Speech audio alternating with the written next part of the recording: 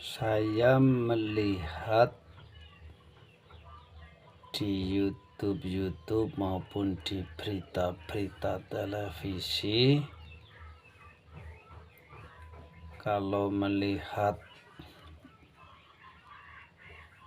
matanya Roy Suryo,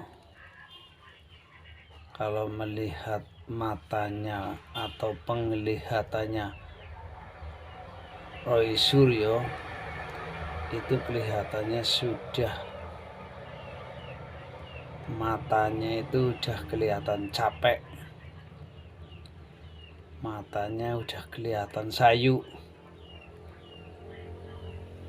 Dilihat matanya itu penglihatannya sudah kabur, sudah nggak begitu tajam kayak sebelumnya. Matanya dilihatnya sudah sayu, sudah agak redup. Kasihan.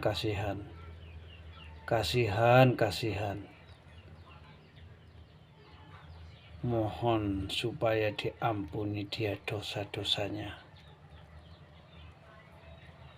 Bila dia berbuat dosa, bila dia berbuat salah, mohon dia sadar dan diampuni segala dosa-dosanya.